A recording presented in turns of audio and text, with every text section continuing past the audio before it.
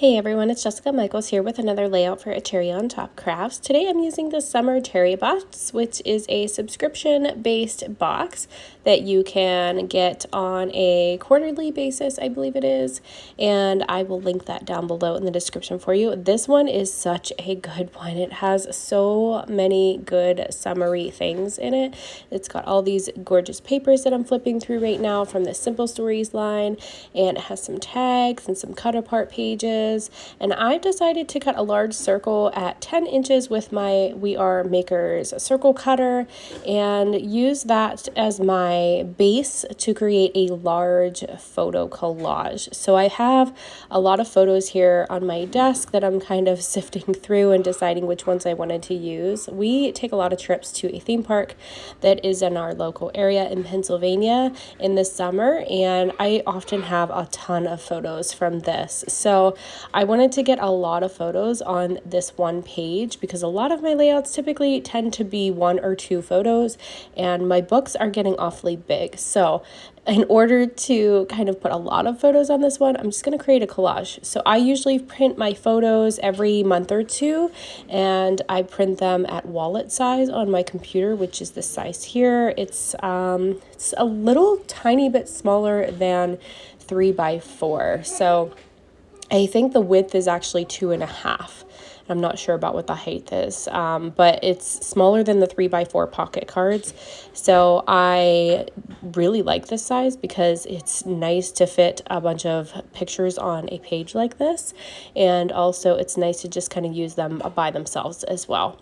But I am just trying to see which ones fit on here. This is kind of my thought process. I was debating on leaving spaces in between them or kind of putting them all together like this. But in the end, I did settle on leaving space between them to have that white outline in between my photos. So I'm just sorting through these, seeing which ones I can cut down in order to fit on that circle. And I'm going to trim all these off after I get them adhered down to my circle. This one here, I tried to leave a border on the edge of my circle because I was originally going to try to leave a white outline the whole way around my circle, but in the end I didn't like the way that it looked, so I ended up just running them clear to the edge and then trimming them after they were already all on there, which was so much easier, to be honest. So I'm just trimming this one down, but then I'll end up actually just butting it up against the edge anyways. And I'm going to trim off that top piece because I want my circle to kind of overhang off the page, and then that top line will be just straight across the top. So if that makes any sense at all. My circle here is 10 inches. I'm going to finish up this photo collage and adhering all of these photos down with some of my ATG tape runner. And then I will grab one of the pattern pages to actually adhere this down to. So here's what the photo collage looks like. That's the last photo going on, and I'm just going to flip it over and use my X-Acto knife and cutting that to just trim around my circle using that blade. So it's pretty easy to do. You just got to be careful you don't cut into your circle at all, but I don't think it's that difficult myself. It's pretty easy to just kind of follow that circle piece that you already have. So just trimming off the last one here, and then I'll give it a good flip over so you can see what that looks like. As you can hear, baby girl is here in the background. She only tends to talk when I'm trying to talk, so, you know, that's pretty typical, I guess, of a girl, but but I love her. She's my girl, and she is talking a lot more these days. So on with the layout here, I'm just going to try to decide which pattern paper I wanted underneath my photo collage. I really, really like this green, but I also liked this white with the polka dots on it. So I'm actually going to cut another circle, and I think I went 10.25 inches with this one, just so that I could have a little pop of an outline around my existing circle here, as you can see. And then it'll just kind of peek around there. I'm going to trim that top off the same way I trimmed the top off earlier, just using my ruler and X-Acto knife, just lining it up with the top of my photos and trimming that off because I know that's going to go at the very top of my page once I pull off that branding strip there at the top. or cut off. I don't usually do my cutting on camera with my large cutting blade because it's just so big. I don't typically pull it into the frame. So that's what that's going to look like. I'm going to go ahead and get this on this green pattern paper from this cherry box. This box comes with all the goodies here. It comes with these cute little tags. I'm going to actually pull a couple of those off and use them along with a whole bunch of these stickers from the sticker sheet that comes in the box and some of these die cuts. Right now I'm just kind of deciding which wordy bits I want to use and what I want to use as a title, which those little banners is actually going to be my title there at the bottom. Still felt like it was missing something, so I'm going to add these tags to the bottom and some wordy bits and different little embellishments to the bottom there, and probably some splatters, of course. And then I'm also going to grab some palm trim and put that the whole way around my circle as well, just to give that a little bit more pop of color. As my photos themselves are super duper colorful in this one, so I felt like it went perfect with this cherry box just because it's really colorful as well. So I just thought these colors would be just perfect to do this little theme park layout, because I don't really have much that's theme park themed, I guess, but I have a lot of summer collections, so I felt this would work just perfectly for this, and it did.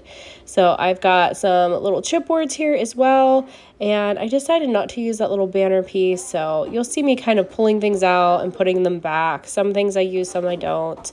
I did put that flower there because I had an adhesive splotch where I dropped one of my photos on there and had some adhesive tape still on there that just would not come off. I debated on reprinting that photo, but I'm like, you know what, it's fine. I'm just gonna add a little embellishment there and call it a day, and made it look like that's where that was supposed to be, and I totally meant to do that.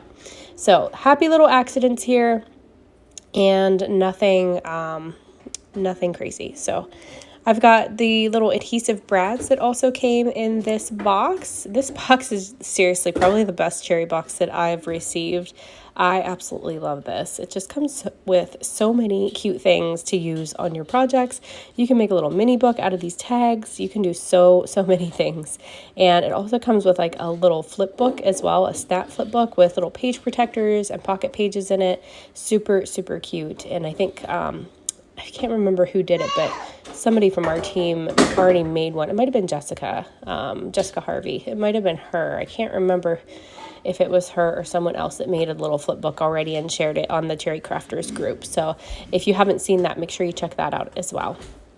I'm just going to add a few embellishments over here and kind of add a few more things around these little tags, add some twine to them, and then I'll pull out the splatters.